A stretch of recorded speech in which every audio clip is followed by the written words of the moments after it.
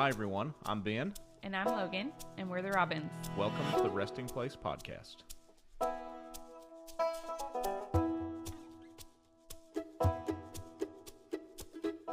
I don't have a ton written down for notes, guys. I didn't really, as I've been progressing in this journey, I kind of am learning to flow with the Spirit in when I have a lot to write down and feel like there'll be a lot of, not that there wasn't preparatory work done, it's just, it was different. It looked less like writing and more like communing with Jesus. And the bottom line is, if I'm not full of Him, then I can write all I want to and study all I want to and deliver all I want to. It's not going to amount to a hill of beans. So for all my redneck friends and hillbillies, it won't amount to a hill of beans. So we had, what night was it? Was it Thursday night that old Toby joined our family? Today's Saturday, so it would have been Thursday. Yeah, my sister texted me and said, I better get a shout out on your next podcast. So this is your shout out, Susanna. This is your shout out. My brother-in-law and sister welcomed a new baby. This is their fourth child. They did that Thursday night. He's a miracle baby. They've had some severe complications being able to have another child, and won't go into all of that. That's her story to share. But have had severe complications, and the Lord gave them a son, and they have 3 girls. They've got 3 girls, and Rose is the oldest, and is she 12 now? She's about to be 12. Golly, I remember when she was not 12, and I was not old. But they welcomed a new baby into the family. So shout out Toby, and his name is Tobias, and she hates it that I'm already calling him Toby. So shout out Toby and shout out Susanna. And we're so thrilled. He's so cute too. If y'all want to see pictures, I'll show you a picture. He's already like adorable. He's almost as cute as Lennon was.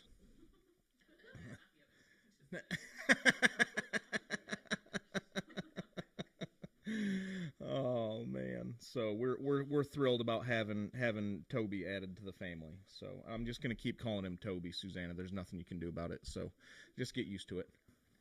So we're gonna go today to Luke 7, and we're gonna read 11 through 17. And I'm gonna frame this with something, but I also I'm gonna sprinkle in some review, because I have unintentionally continued in the vein of our previous 2 gatherings. This was not intentional in my heart as I set out to put this together, as I set out, before the Lord, seeking the Lord for what He would have me share. I didn't intentionally continue in the vein of our previous 2 teachings, but I believe the Spirit is showing us something that He is determined for us to not just understand, not just grasp mentally, not ascend to mentally, but I believe He's committed to our receiving of that truth in a substantial way. I believe He's committed to that truth becoming incarnational in our hearts. And when I say incarnational in our hearts, I mean revelation. Pop always used to teach it this way: revelation must become manifestation. Someone needs to give their heart or their life to allowing the revelation that the Spirit gives them to become a manifestation in their life, something you can hold. Bill Johnson says something that always challenges me, that I so love him for, and also kind of like, dang, Bill, every time he says it, because he says this: faith is measurable. Measurable. Faith should be measurable. Your faith produces something. Your faith produces something. Now, there are times when the measurable that your faith produces is peace in your interior world while you're contending for the Lord to break through for something. That can be measurable. It does not always have to be material, the things that your faith produces, or the things does not always have to be material, the measurable that your faith produces, but it should be something that can be measured in some way. And that's always very challenging for me, and I can never argue with it. It's always challenging, and I'm always like, gosh, are you sure? Yeah, I'm sure he's right. He's just right. If Bill Johnson says it, just generally, you just go ahead and agree, even if you don't agree offhand. Even if I don't agree offhand, I've learned enough that if Bill Johnson or Pop start saying things that are challenging to me, I'm just like, okay, I'm not sure I see that, but I'm going to give to your wisdom and your experience and allow what the Lord has for me in this thing that may be challenging to become a manifestation in my heart. And now one of the beautiful things about having a relationship with a spiritual father is he never requires me to think the way he thinks. Never asks me to. In fact, encourages us to think differently than he does about things. Encourages it. And I encourage y'all, think differently than me, because if everybody thought the way that I think, I'd get really bored really quick. First of all, I'd get very bored really quickly because I'd just have a bunch of people that, oh yes, that's great, that's wonderful, and there's never any question. There's never any mining out of further truth. There's never different perspective that can add a turn of the diamond to the revelation of the Lord to the family. This is how family members become valuable in spiritual family, is you each have a piece. You each have a different perspective that adds a turn of the diamond to what we're looking at, because ultimately what we're studying and what we're searching is beyond finding out. Ultimately, the Lord still lives in a cloud called unknowing. The early church fathers were adamant that he is surrounded by a cloud, and the name of that cloud is unknowing. You can't know him. He's past knowing. He's past finding out. He's past being able to be understood, yet he invites us to come and understand him.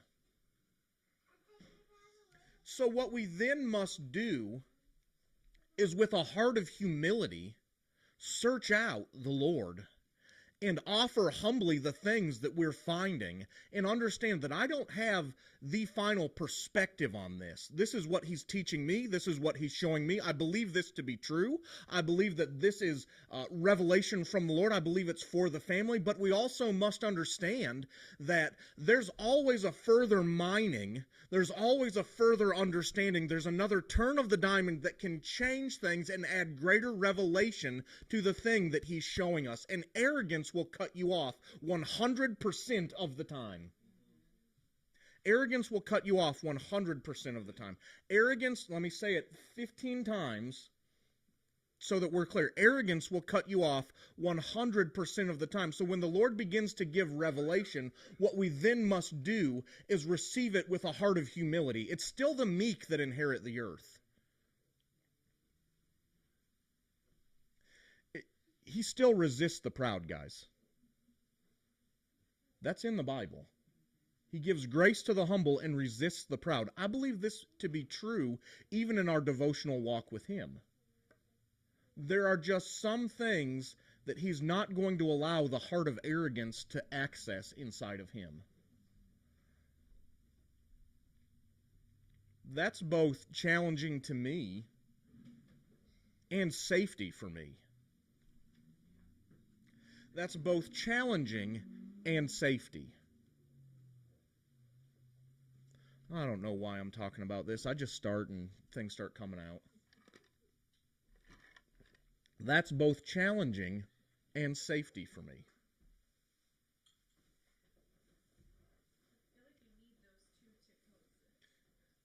There's a coexistence of those things. There's a symbiotic relationship, I believe, between those two things. Now, we often have a wrong idea of what humility looks like. Moses was the most humble man who ever lived. Signed, Moses. He wrote that, and we still read that, and that joker wrote that. I'm curious how he knew he was the most humble man that ever lived. The Lord told him, Moses, from the cloud, Moses. You are the most humble man who ever lived. Oh, that's good. I'm going to write that. He said to me on this day, I'm the most humble man who ever lived. And I'm going to put it in the Bible so everybody has to. I'm going to put it in the law that your people will read for the next 2,000 years. And they're going to have to understand that I'm still more humble than any of them alive today.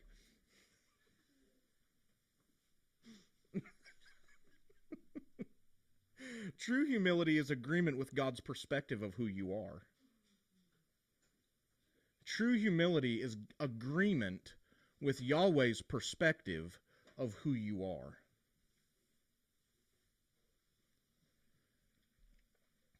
Ultimately, okay. Gosh, I'm getting deeper on this than I wanted to, but we're going to go there for a second. Ultimately, if we agree with his perspective of who we are, what will be the result of the agreement of that perspective? Well, what is his perspective of us? That must then be the first question that we ask in order to access the heart of true humility. In order to access the heart of true humility, what then must we ask? We must ask if the definition of humility, and my working definition of humility, which I stole from Damon, I just stole it.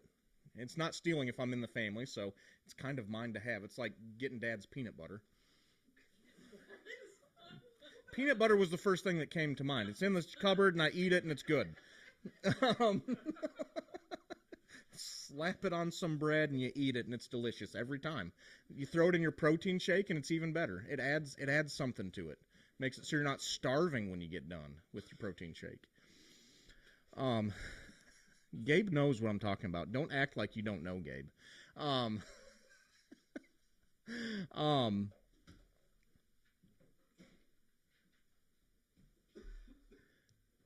If our working definition of humility is agreement with Yahweh's perspective of who we are, then in order to access the heart of true humility, which unlocks the heart of heaven for you, if God resists the proud and gives grace to the humble, okay, if God resists the proud and gives grace to the humble, and that remains true, which it does, we then have the responsibility to understand just a couple of things. One, what is the definition of humility? And two, how do we access true humility in order to unlock the riches of heaven in our lives?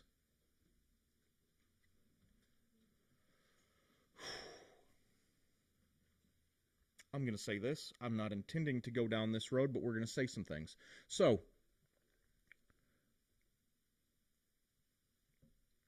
if the kingdom works on inheritance, which it doesn't work on wages earned. That would make us slaves, not sons. That would make us slaves, not sons, or workers and not sons. And Yahweh has called us sons. If the kingdom of heaven works on inheritance, what then is the qualification for inheritance? 100% of the time, it's maturity. The maturation of the son determines the inheritance of the son. It determines the rhythm of inheritance. It determines the pace of inheritance. And guys, a lot of the time, it's going to determine the amount of inheritance. So then, what unlocks maturation inside the heart of the believer? Humility will unlock a maturing in the heart of the believer faster than anything else. I believe that to be true. I believe that to be true. Humility will unlock maturation inside of the heart of the believer. A true heart of humility. Why do I say that? See, we approach humility with a wrong understanding of what humility is. We approach it with an American understanding of what humility is, or perhaps worse, a religious understanding of what humility is, and we call the person who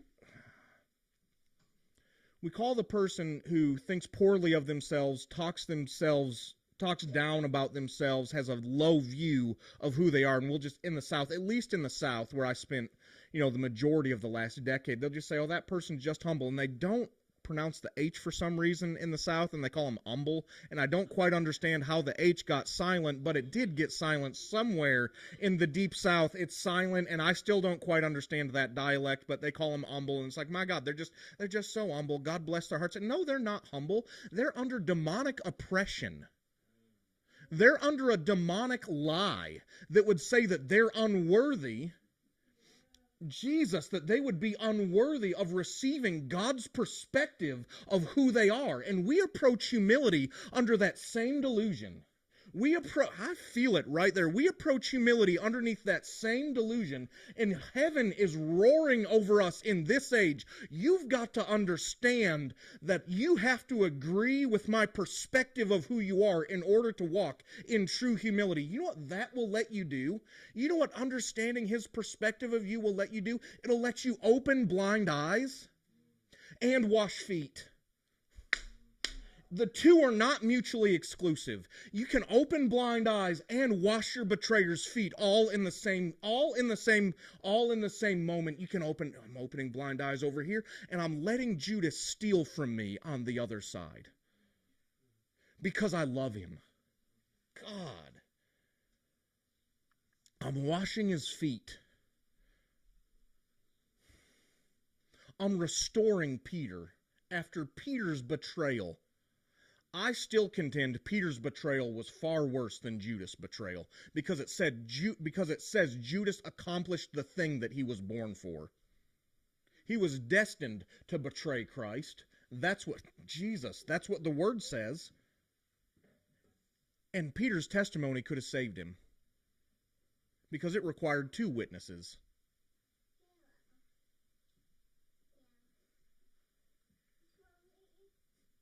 And Jesus shows up just for Peter. Well, I've still got some things for you to do, Peter. I want you to turn and feed my sheep.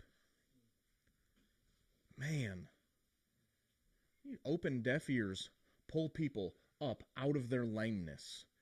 Pick up your bed and walk. Pick up your bed and walk, man. Pick up your bed and walk. And hug on a tax collector all in the same moment. True humility in understanding the perspective of heaven of who you are allows you to walk in what we would say those two things are conflicting. These are two separate things, right? These are two separate things. Hugging on a crackhead and pulling someone up out of a wheelchair are two separate things. No, friend, they're the same thing. That's the ministry of Jesus.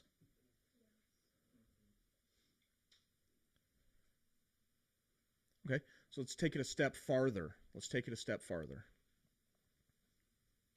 Laying your life down for your spouse. Laying your life down for your children. And walking in purpose. and walking into the purpose that Yahweh has designed for your life. We've got it so backwards in the church, guys. We've got it so backwards that I'm going to go over here and I'm going to accomplish my purpose. And I'm going to completely ignore the ones closest to me, abuse them, and be distant and disengaged when I'm near them. Do a dish? I'm the man of God. Do a dish? Pick up after the kids. The man of God is too busy to pick up after the children. You're not a man of God.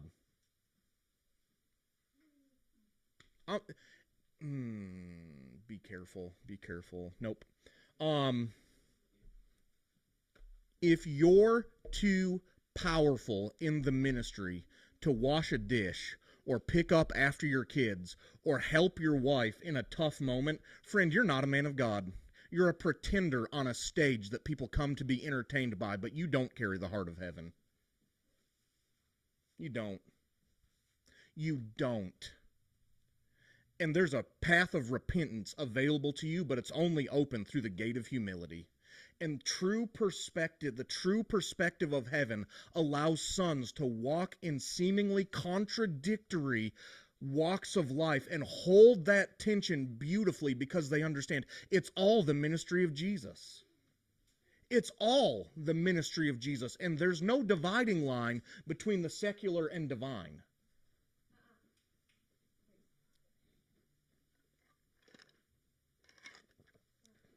Or we can continue down the path that we've been on.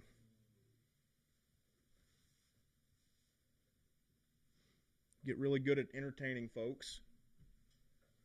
Get really polished.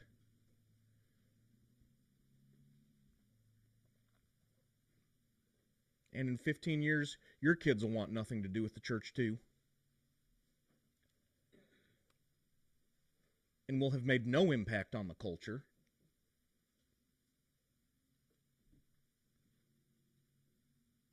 And nothing will have changed. The Lord is committed in this hour to bringing sons into maturity. And when I say sons, I'm talking about sons and daughters. The Lord is committed in this hour to bringing sons into maturity. Why? The frustrating thing about being brought into maturity is it's often done in a hidden place.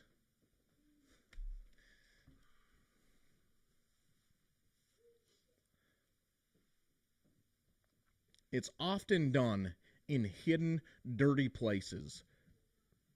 It's done in less than ideal circumstances. It's done sometimes through hardship. It's done sometimes through delay. Sometimes it's done through contradictory. How do I want to say that? Sometimes it's done just contradiction. Seeming contradiction is a way. Adversity probably would be the word that encapsulates all of that. Adversity is a lot of the time the way that Yahweh brings us into maturity. Adversity and hiddenness are two tools in the hands of the Lord. I'm not saying the Lord sends bad things. I'm not saying that. He doesn't have bad things to give. I'll lean on Bill Johnson again. He'd say, he'll have people ask him, well, why does the Lord give people cancer? He says, he doesn't give people cancer. He doesn't have any cancer to give. He can't give anything that he doesn't have. And he doesn't have any cancer to give anybody, so that can't be from him. But he certainly can take what the devil meant for evil and turn it and use it for your good. And in less than ideal circumstances, what he'll do is he'll convince you of your beloved identity. And in contradiction and adversity, what he'll do is he'll come in moments and he'll whisper the truth of beloved identity into your bones, to the place that you become convinced that you're beloved of Yahweh. And as he begins to do that, what's going to happen is he's going to bring you into maturity. So, true humility is agreement with heaven's perspective of who you are, and how does he see us? What is his perspective of us? Perfectly righteous, perfectly whole, one with Yeshua. Perfectly righteous, perfectly whole, complete, lacking nothing, and one with Jesus. So what we then begin to do is we begin to, through beloved identity, come into a greater understanding of heaven's perspective of who we are. And as we come into a greater perspective, as we come into a greater understanding, and when I say understanding, I'm not talking about a mental understanding that allows us to continue to live in our squalor and in our filth. I'm talking about incarnational truth that gets in your bones and convinces you of who you are to the point that it begins to change the frequency you carry in the earth. It begins to change the way you respond. It begins to change the way that you act. It begins to change the way that you carry yourself. Instead of slouched over, all of a sudden we've got our shoulders pulled back and we're walking into a room not like we're unworthy. We're walking into a room knowing that if I'm here, heaven sent me here, and I'm carrying I'm carrying the frequency of freedom in my bones. And I'm just going to come in here and I'm going to let my bones reverberate freedom into a place and just see what spins out of that. And it may be nothing. It may be I had a nice time at a restaurant with my family. Or it may be your waiter's going through a hard time and he needs you to ask him, how's his heart?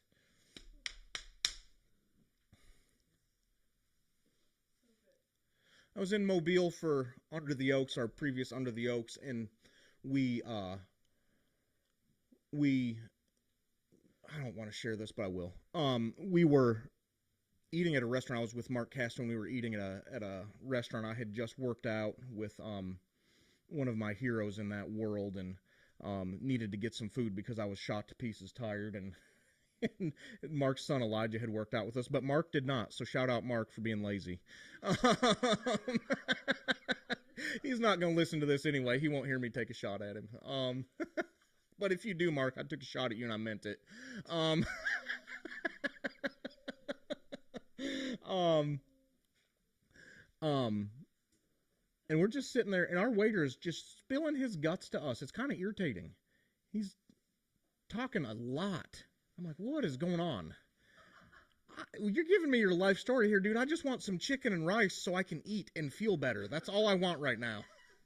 Bring me the chicken and the rice so that I can put it in my mouth and eat it. And he's talking to us about moving jobs and living with his mom, and the water's turned off in his mom's house, so he has to get a gym membership to take a shower. I'm like, my God, something has gone terribly wrong in this guy's life. And then he starts talking some more, and we ask him, hey, bud, what brings you to Mobile? Why'd you move? Because he moved from Denver. He said, well, I got a divorce. And I said, huh. And I just look at him. I said, how's your heart? And he responds to me and says, I feel like you're looking into my soul when you ask me that. And I said, well, that's because I am. I just responded to him. I said, it's the truth. I am looking into your soul, and I can see your heart's hurt. What's going on? And he said, well, I'm okay sometimes, but there are nights I sit alone and cry in my mom's basement. It's terrible. I said, buddy, let me pray for you. I prayed for that man, and I felt the glory of the Lord touch that man. And we didn't have any dramatic response. I didn't cast a demon out of him or anything like that. What happened was he said, hey, where do y'all go to church? And I said, well, we're going down there to Homestead Mobile. We're going down there to Homestead Mobile, and you have a blessed day, bud. But what I'm finding is as we're obedient to those moments, you don't know the effect that has on someone. You will never know the effect that has on someone. And it could be 15 years from now. That man's life is completely revolutionized through one moment in a restaurant. Or not. Or it was a moment of being obedient to the whisper of the Lord and giving that man an opportunity to come into light. And someone else can come along and water that seed. One of the worst things we ever did, I'm rambling so much today, sorry guys. One of the worst things we ever did was put this pressure on us to record everything on our stupid cell phones that we ever do out in the culture. I hate that culture so much. I hate it so much. And I understand the people that started it have a pure heart and whatever. I hate it. Let's record ourselves doing the ministry of Jesus in the street so we can build a following. Are you kidding? Oh, God. It puts pressure on, and what it will do then is cause things to be less than authentic. So you're doing things for a purpose rather than simply obeying the heart of the Lord. All right, so we're going to go to Luke 7. I did not mean to say all that. Good Lord. All right. True humility is agreement with heaven's perspective of who you are. You're a son. You're in Christ. You're seated in heavenly places, far above all principality, power, strength, and dominion. Seated in heavenly places, far above power, authority, strength, and dominion. Seated in the highest possible seat of honor. One with Christ, united in Christ, joined to Christ mystically in his crucifixion, in his burial, and in his resurrection. He took captivity captive. We're going to celebrate that next Saturday. Holy Saturday. We're going to celebrate Jesus taking captivity captive and giving gifts unto men. The Orthodox Church celebrates Holy Saturday so well. In the Orthodox tradition, Jesus invaded hell, emptied hell out, and left the devil there alone with his demons and lonely. Preaching to those that are in captivity.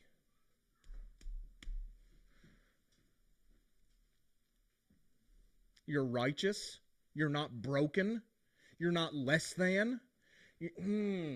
I don't know why I'm hammering this so much. Somebody needs to hear this. You're not broken. You're not less than. You're not barely getting by. You've been mystically joined to Yeshua, the Son of God. He's the firstborn among many brethren that are to follow him. He's the firstborn from the grave, the first of many that would follow him and bring many sons to glory. The word says he's going to bring many sons to glory. So you know what that means? Heaven's perspective of you is that you're glorious. Jesus. And in order to walk in true humility, you've got to understand that and be able to hold the tension of humility looks like me washing some feet and also opening deaf ears, opening blind eyes, also trying to say this in the most edited way I can, being kind to your wife, being kind to your kids, having patience. Lord, give me some more patience. I'm still working on that one. I'm still working. I try. I do good some days, and some days I am terrible.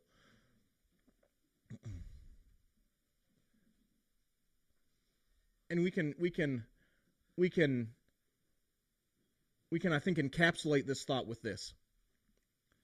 And this is what Pop always used to say in South Carolina, in Carolina Revival. He always used to say this. The Father refuses to view us through any other lens than Yeshua. And it's time that we return the favor. Jesus is the precise image of the Father. He's the exact image of the Father, and he's precisely what the Father has to say about himself. The revelation of Jesus is the revelation of the Father. He's not different than Jesus. He's not less kind. He's not less patient. He's not less loving. He's not less powerful. He's not less for you. He's not less on your side. He's not less Jesus. He's not less, he's not less on our side than Jesus. He is the exact same as Jesus.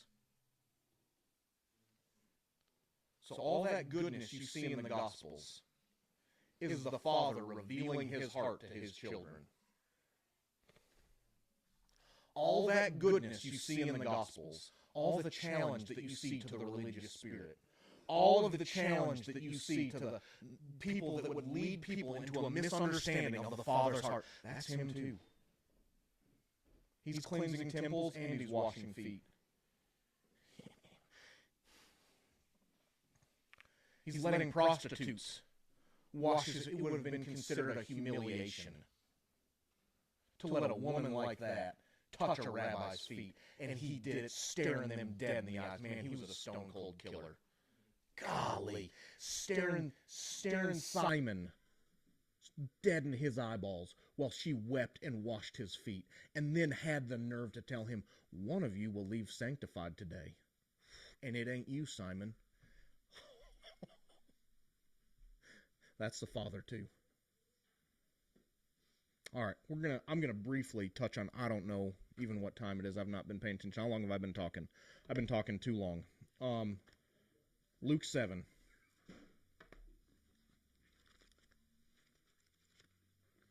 Luke 7 and verses 11 through 17. I'm going to do a little bit of review, and I might read something else, but we're going to do this quick. Everybody say quick. All one voice, quick. I'm not going to do it quick. I'm lying to all of you. I'm building false hope. Shortly afterward, Jesus left on a journey. So shortly after what? Well, let's back up.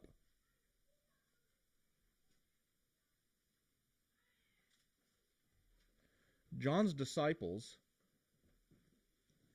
had just come to Jesus from prison and said, John has sent us here to ask if you're the one that we seek, or are we waiting for another? Jesus then completely ignores the question and turns and ministers to an entire crowd of people. Heals blind eyes, opens deaf ears, pulls the lame out of their sick bed. And then it says that he says to John's disciples, go and tell him the things that you have seen. The blind see, the deaf hear, the lame are raised, and the dead are brought back to life. So, did someone bring? We don't have a firsthand story here, but it's reasonable to assume perhaps there was a resurrection in the crowd. And then he turns to the crowd and says, there's never been a man born of a woman more important than John. And begins to tell the crowd about John. This is so interesting. John, you don't need to know who I am. You need to remember who you are. Did not offer an explanation of who he was. He offered back to John an explanation of who John was. John, you know your purpose. You know that you were brought into this world to be covered in the mantle of Elijah and prepare the way for the Christ. Don't forget who you are, John, just because you've been landed in the middle of a contradiction. Don't forget who you are because you've been landed in the middle of a contradiction, John. You've been sent to prison for your ministry. You opened your mouth and fought against power, which is the mantle of Elijah is going to go ahead and do that sometimes. The spirit of Elijah is going to cause someone to do that sometimes. John, don't forget who you are just because you've been thrown into the middle of a trial.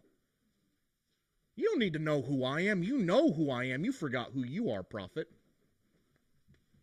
You forgot who you are, John.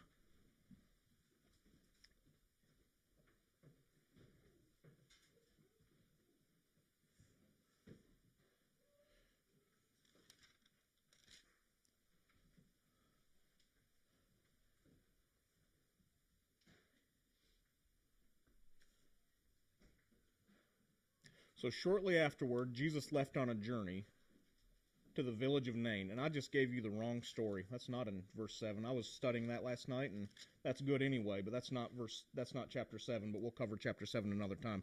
That word's for somebody. There's a reason that I did. There's a reason for that word's for somebody. Don't forget who you are. Don't forget who you are. Jesus heals a man from a distance above this. That's not the intention of the Lord right now. The intention of the Lord is to speak to somebody who's in the middle of a trial, and you've forgotten who you are, and you're asking Jesus, who are you? Where are you? I'm needing to understand just exactly who you are to me, Jesus. And Jesus is speaking to you right now. Don't forget who you are just because you're in the middle of a trial. You know who I am. Don't forget who you are. Don't forget who you are. Don't forget who you are. Don't forget who you are. Shortly afterward, Jesus left on a journey to the village of Nain, with a massive crowd of people following him and his disciples. As he approached the village, he met a multitude of people in a funeral procession, who were mourning as they carried the body of a young man to the cemetery. The boy was the mother's only son, and she was a widow. When the Lord saw the grieving mother, his heart broke for her, and with great tenderness he said to her, "Please don't cry." Then he stepped up to the coffin and touched it. When the pallbearers came to a halt, Jesus spoke directly to the corpse, "Young man, I say to you, arise and live." Immediately the young man sat up and spoke to those nearby.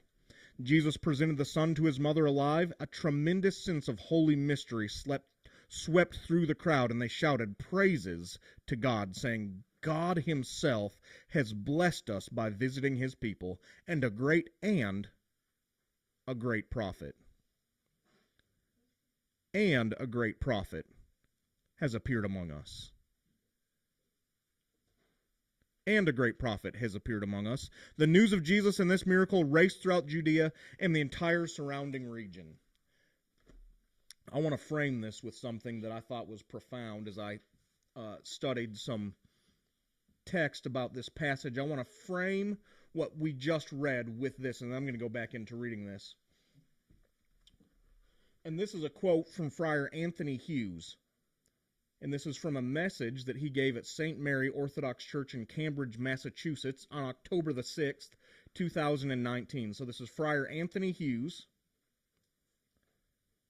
speaking at St. Mary Orthodox Church in Cambridge, Massachusetts on October the 6th, 2019. And Friar Anthony said this: "It has become clear to me that Scripture is an open window into what appears to the mind as an alternative reality. It has become clear to me that Scripture is an open window into what appears to the mind as an alternative reality, but which is in fact reality itself. But which is in fact reality itself. It is not the closed and locked door of intellectual certainty. It is not the closed and locked door of intellectual certainty. It is the entrance to eternal and divine possibility, the gateway to the heart. It is the entrance to eternal and divine possibility, the gateway to the heart. It is in fact reality itself. It is not the closed and locked door of intellectual certainty. It is the entrance to eternal and divine possibility, the gateway to the heart.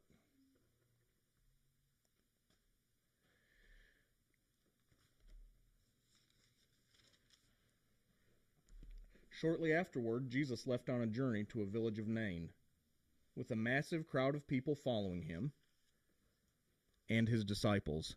As he approached the village, he met a multitude of people in a funeral procession who were mourning as they carried the body of a young man to the cemetery.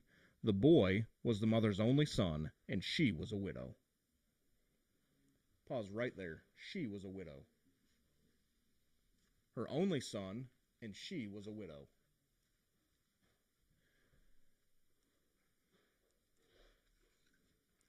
It's not an exaggeration to say that this woman, being a widow and now having no son, would have been destitute the rest of her life. Not just destitute, probably a beggar,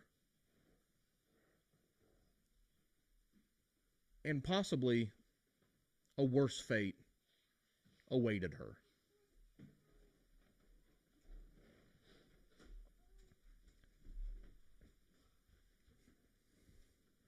It's not an exaggeration at all to say she had no future. So she's dealing with twofold here. She's dealing with the death of her only son after her husband has already passed, and she's dealing with the fact that my life is over too. Her son is dead, her husband is dead, and she's as good as dead.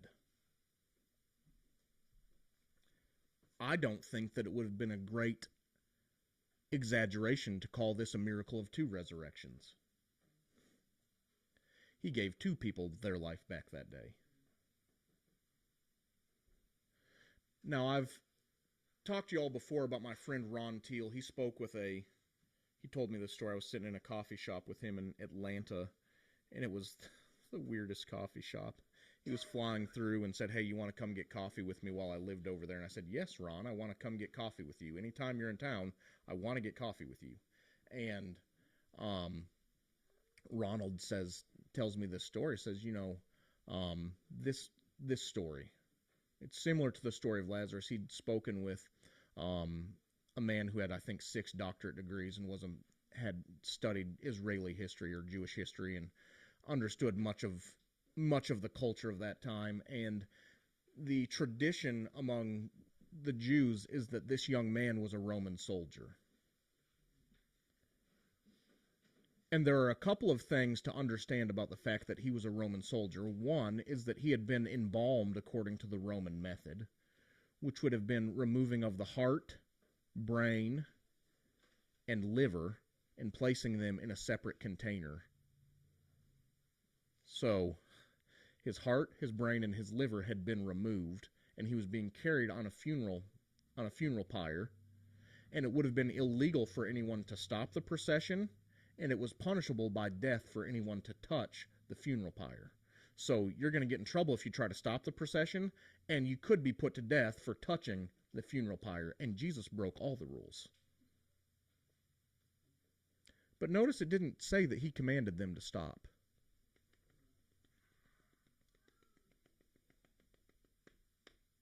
Notice it didn't say that he commanded them to stop.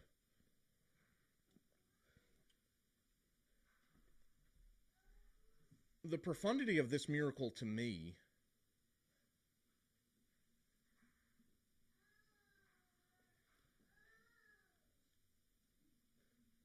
isn't even the raising of the boy. Although that would have been a recreated brain, a recreated heart, a recreated liver, all in a moment. All he had to do was touch the thing that was carrying him to his grave. Say, son,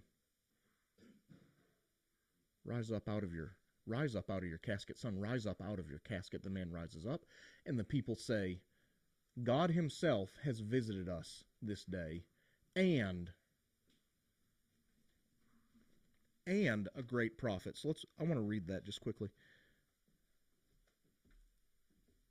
A great prophet has appeared among us.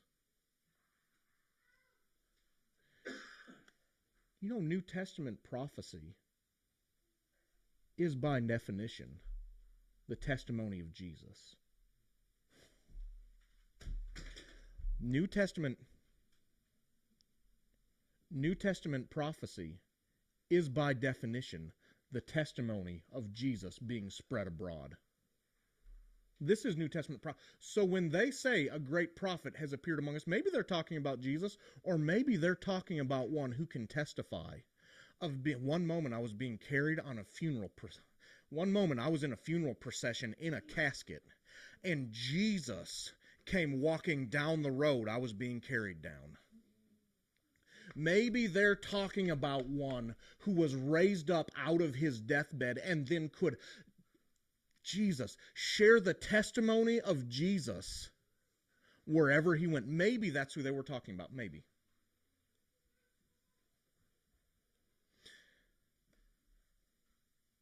The last 2 weeks, or the last 2 gatherings we've come together, we've explored, it's been 3 now, we've explored the story of 3 women, and this has not been intentional on my part. This has not been intentional at all. We've explored the story of 3 women.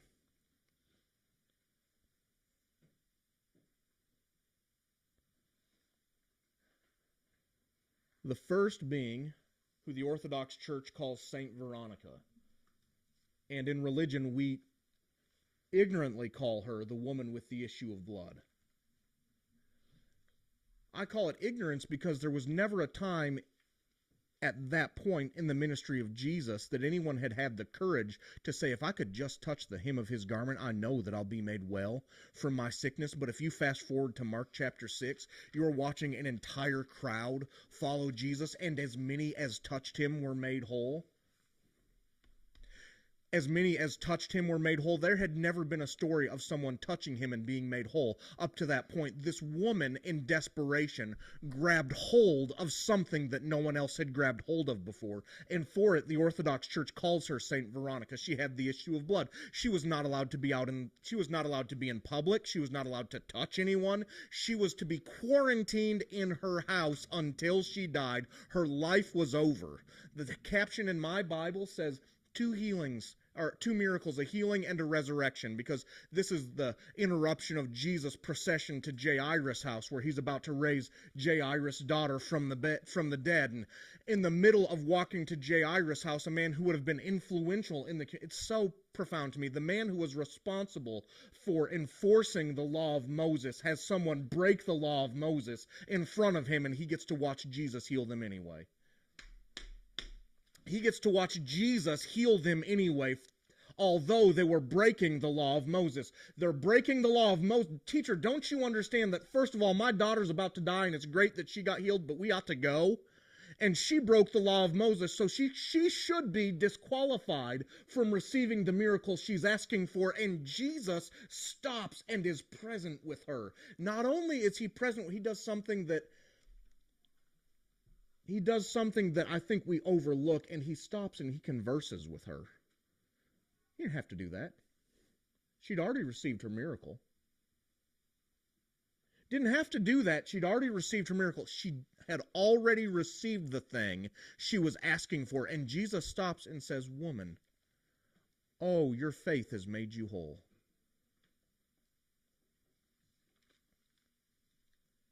And I contend that in stopping and being present with her in a moment, he healed her perspective of a distant, angry God. And had he not stopped and been present with her in a moment, she might have received the healing that she needed, but she would have dealt with a broken perspective of who Yahweh is the rest of her days. And Jesus was not content to leave her healed and broken on the inside. He said, no, if we're going to fix one thing, I'm going to fix it all. And I'm going to stop and be present with you in a moment, and I'm going to bring you into complete and total wholeness. I'm going to bring you into sozo. And you'll never have to ask who he is again. You'll never have to ask who the Father is again. You'll understand that there was a time when I was untouchable. There was a time that I was unable to be outside in public, unable to touch anyone, unable to have anyone come near me, lest they be made ceremonially unclean. And I touched a man, and in my touching him, he made me whole. Not just that, he stopped and was present with me.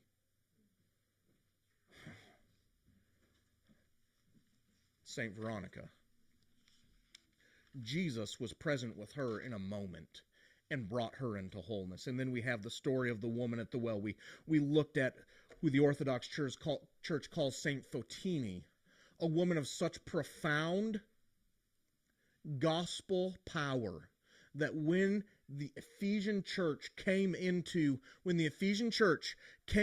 persecution and the leaders of the church were under duress and had to leave the church, they called this woman in to lead the Ephesian church. The church at Ephesus was led by Saint Fotini after the leaders of the church had been run off by the government. They'd had to go into hiding, and they said, there's only one person that we can think of that carries enough glory on her life to come in and lead this profound example of what the church ought to look like. And it's that woman who at one time was at a well and had 5 husbands and was living with someone who wasn't her husband. Jesus meets her at a well. It's so interesting how these stories all kind of have a similar thread. Jesus is walking somewhere and someone interrupts Jesus. And then Saint Fotini is going somewhere and Jesus is waiting for her at her destination. And what does he do? What does he do? He asks her for a drink. Why would a Jewish man ask me for a drink? You have nothing to do with my people. Why would you stop and ask me for a drink? Why would you do it? Why would you ask me for a drink? You don't even have a vessel to let down and draw a drink out with. No, baby, you got to go over in that chair. You don't even have a vessel to drop down. He said, you give me a drink. You do it. And if you knew who it was that was speaking to you, you would ask of me, and I would give you living water, that if you drank of, you would never thirst again. And she said, I think I'd like some of that. I'd like to have to stop coming out here in the middle of the afternoon.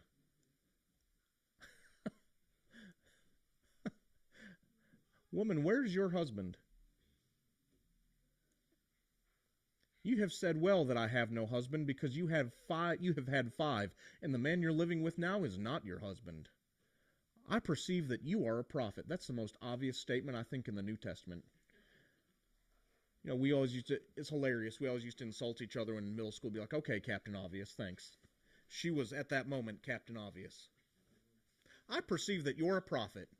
And my people like to worship on this mountain, and your people say that we're wrong because true worship is to be offered in the temple. And which one of you is right? She gets into a theological discourse because Jesus has touched something in her heart that she's not comfortable with opening up to him. And he just does it.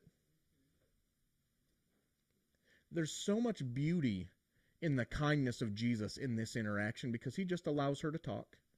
And then he says to her, there's coming a time when you're not going to worship on this mountain or in Jerusalem, but the Father is seeking those who will worship him in spirit and in truth, and it will be the worship of the heart that is the primary concern, not the location of the worship that is the primary concern. And she says, I know that we're waiting on a Messiah, and said, the one that you see in front of you is the one. And she runs off into the town and says, come and see a man that told me everything that I've ever done. He hadn't told her everything she ever done. He just said, you've been married 5 times. just said you've been married 5 times, and you're not married now, but you're living with a man, and in that moment, he's revealing the things, everything she believed that disqualified her from a relationship with the Father. And Jesus is revealing to her that you're not disqualified. I'm actually going to qualify you for a relationship with the Father. And if you want to worship him, I'm going to tell you the truth that it's the heart, it's the worship of the heart that matters, and you don't have to offer it on a mountain or in the temple. You can go straight to him, and there's coming a time when you, daughter, will be raised to great prominence in the Spirit. And this woman goes and says, come and meet a man, and the entire city gets evangelized. Why did the entire city get evangelized? Because Jesus was kind to a prostitute. He was kind to her. And then we're fast forwarding to this week. These are not I'm not intending to keep the same theme, but we find another woman whose life is as good as over. We find another woman whose life is as good as over. She's carrying her dead son to be buried, and she may as well lay down on top of that grave and die too, because her life is about to get dramatically worse.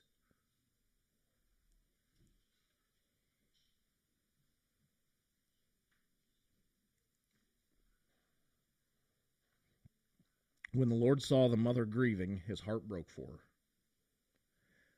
I don't know that Jesus was intending to do this when he started off towards Nain, guys. I'm a little bit of the persuasion that this funeral procession caught him unawares. Or at the very least, was not what he expected to find when he went to Nain. And his authentic reaction to a moment of surprise was this. When the Lord saw the grieving mother, his heart broke for her. With great tenderness, he said to her, please don't cry.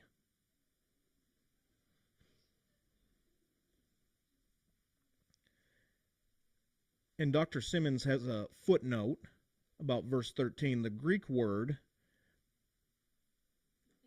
and I'm not even going to try on this, guys. I listened last night. It was midnight. I'm studying. I'm doing my best. It's midnight, and I'm on Blue Letter Bible, and there I'm pushing the pronunciation where they'll pronounce it for you. And I was like, yeah, this redneck ain't going to pronounce that correctly. You're close, Lucy. You're really close. So that word denotes the deepest level of compassion. There is no greater word in the Greek language to describe the depth of emotion Jesus felt for this widow. Hear that. There is no greater word in the Greek language to describe the depth of emotion Jesus felt for this widow over the loss of her son. This is actually the word for intestines. Jesus' emotions fully identified with the grief, with her grief, and he carried her sorrow. I want to just insert this little bit right here. Jesus inserted himself into St. Veronica's isolation and brought her out. He inserted himself into St. Fotini's immorality and brokenness and made her whole. And he brought himself and put himself into the middle of this woman's, Jesus, in the middle of this woman's grief, and he carried it. He didn't just carry it, he brought Jesus. He inserted himself into the middle of it and made it new. Jesus was interrupted by St. Veronica. Then he waited in ambush for St. Fotini, and now the widow at Nain, he meets in a collision of life and death. The one who is life itself meets a funeral procession. And it wasn't just enough for him to heal this one, because he was going to heal him. The moment he saw the funeral procession, It was on his heart. I'm going to destroy a funeral today. I don't know that that's what he intended to do when he walked toward Nain. He may have just heard the Spirit whisper, it's time to go to Nain. And so he started walking to Nain. But as soon as he saw the funeral, he destroyed a good funeral. It was always in his heart to do that, but he didn't just do that. That wasn't sufficient for the heart of God. He got down into the very depth of her sorrow and her sadness and carried it for her. Guys, he walks up to her and says, "Dear woman, please don't weep."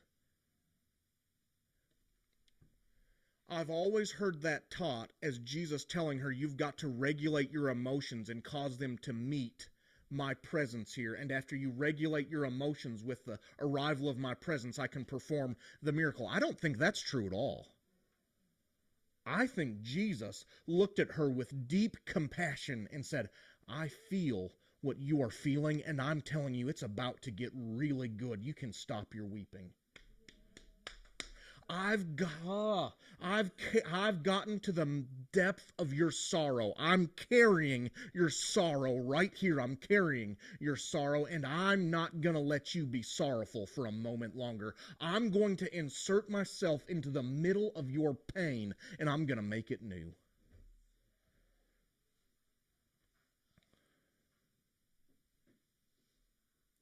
This is the life-giving message we heard of him. We heard him share, and it is still ringing in our ears. We now repeat his words to you. God is pure light. You will never find even a trace of darkness in him. God is pure light. You will never find even a trace of darkness in him. And pure light met a funeral procession and carried a woman's sorrow and raised her son back from the grave. How does this apply to where we're at? Okay, so we've explored this. We've explored these 3 stories of these women. And how does this apply to where we're at? Because we don't have dead children.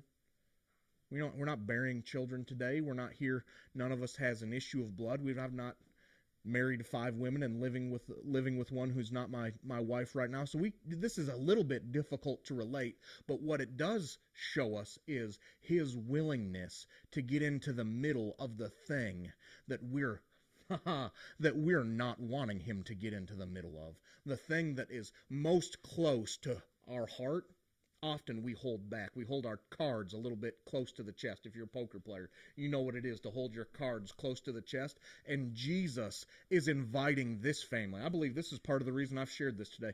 Jesus is inviting this family to throw them all into the middle of the table and say, you can get you can get into any piece of me that you want to get into, and you can touch any piece of me that you want to touch, because I know that there's a greater degree of wholeness available to me as a son of Almighty Yahweh than I'm currently living in. And if this thing doesn't work for us in the middle of where we are, guys, it's not real.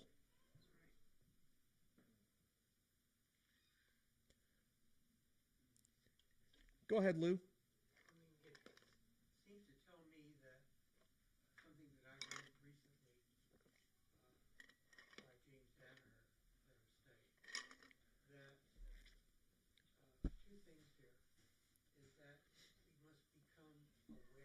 Yeah. Of who we are and where we are. Yeah. And so Dana here said something that fits here. He says, Say it.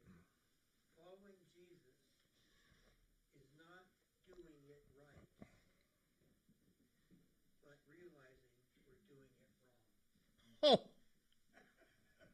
Oh, that's a shot to the heart. Yeah. Can you say that again? Say it again, Lou. Say it again. Following Jesus is not doing it right, but realizing we're doing it wrong. See, it puts Jesus' teaching into a different context. Yeah. The distractions of life keeps us from being aware of an opportunity for a blessing or a healing here and now, put right in front of us. Put right in front of us. I don't know how many times in retrospect I say, maybe I should have said something to that person who Yeah. they responded. Yeah. Maybe even crying. Yeah. But I was respecting her privacy. Yeah. And walked away from her instead of being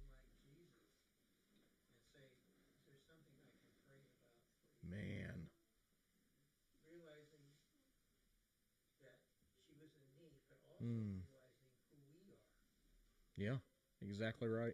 We have Jesus in us, and we have the authority and the ability. That's exactly right.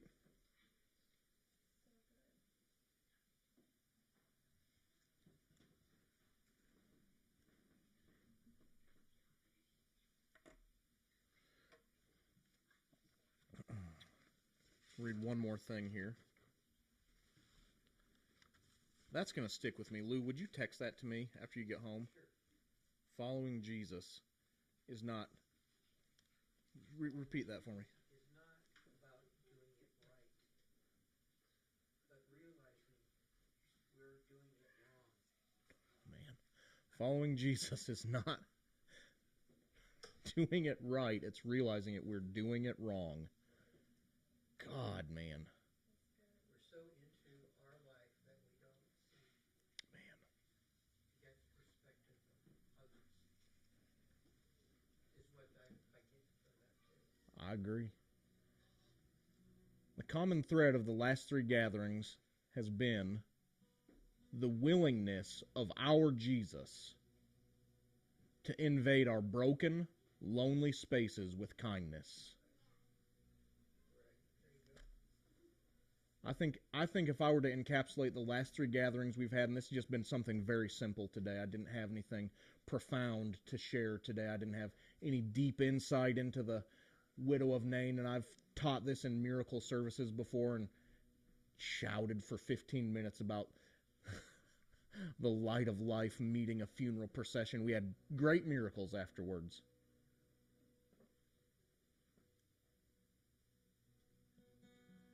But his kindness met a broken woman. And his kindness invaded a funeral. And his kindness raised that boy back to life.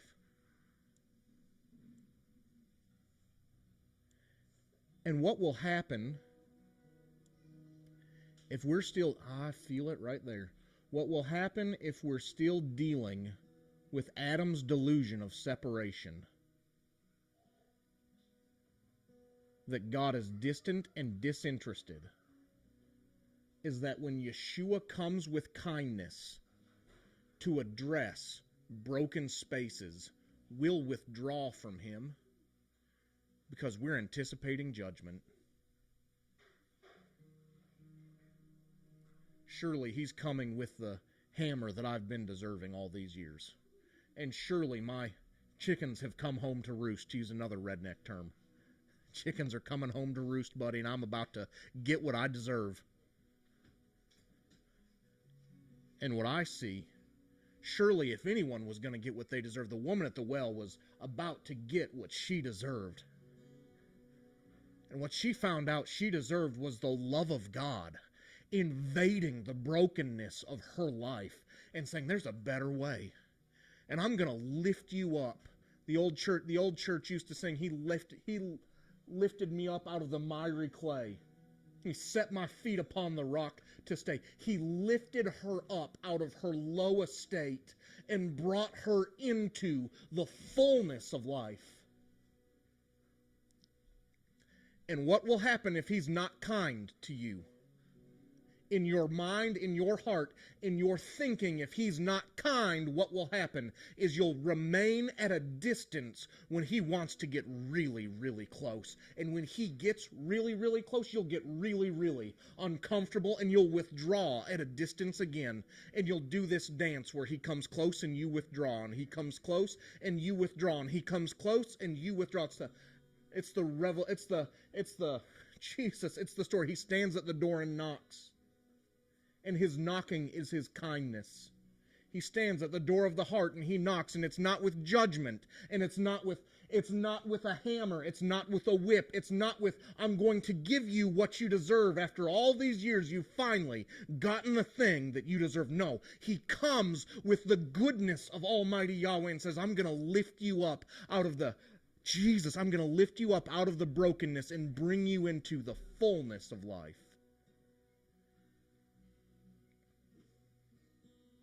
There isn't a greater witness to a culture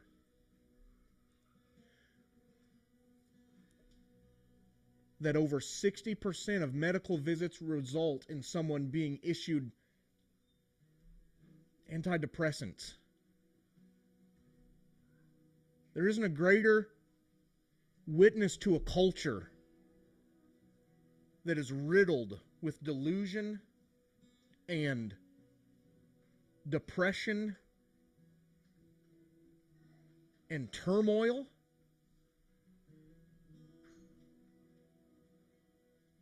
than a family of people walking in the fullness of life. You won't even have to start talking to people about Jesus for them to be attracted to you. They'll be attracted to the way you glow. And the light of life will start resonating out of a family. And what will begin to happen is that resonance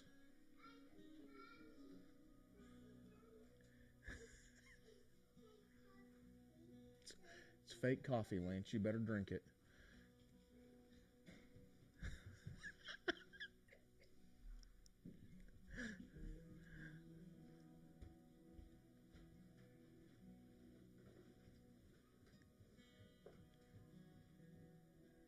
Just play that song a little bit, Lance. Play that song a little bit. There's not a greater witness, friend, than wholeness in a culture that's so broken. And I want to say that about a church culture. I'm not even talking about the American culture. I'm talking about the culture that we're a part of. I'm talking about a church culture that is full of brokenness and delusion, depression and turmoil and sadness and questioning our faith and dismantling our faith and all of the confusion. And all of a sudden the Lord begins to drop the truth that I'm actually really kind. And I'm actually really present. And I'm actually here not with a sword and not with a whip and not with a gavel and not with judgment and not with a sentence of death. I've actually come to bring you into the fullness of life. And you can have life and life more abundantly. Judgment starts first in the house of God. What does God come to judge? He comes to judge our enemies. Isaiah says it very well. He's coming to avenge us of our enemies. And in this hour, our enemies are our internal enemies of fear, depression, anxiety, and the things that keep us from Almighty God. Let judgment start in the house of God, and let Him come after the things that are keeping us from Him. Let it start in me. Come after my anxiety. Yeah, come on. Come after my anxiety. Come after my need to control things. Come after my fear. Come after the things that cause me to live in a way that I know is not the way that you have pre-designed me to live. Come after my subconscious thought patterns. Come after all of it. You can come after all my enemies. You can avenge me of all my enemies if it means that I get to be close to you.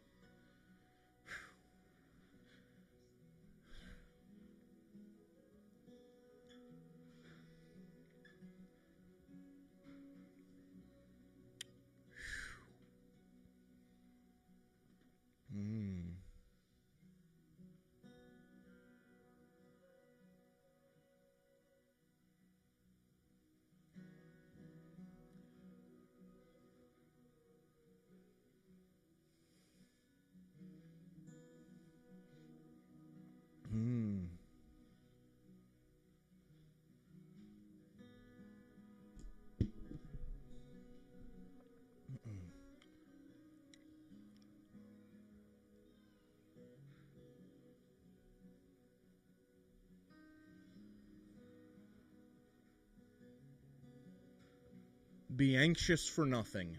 Be anxious for nothing. Be anxious for nothing. Be anxious for nothing. Be anxious for nothing. Be anxious for nothing. Be anxious for nothing.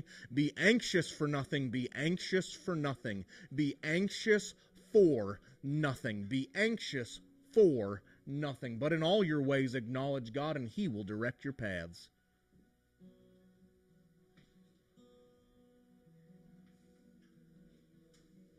Be anxious for nothing. Be anxious for nothing, but in all your ways acknowledge God, and He will direct your paths. Be anxious for nothing, but in all your ways acknowledge God, and He will direct your paths. Be anxious for nothing, but in all your ways acknowledge God, and He will direct your path. The psalmist said, you'll direct my feet so that I won't even strike my foot upon a stone. You'll make my feet like hinds' feet.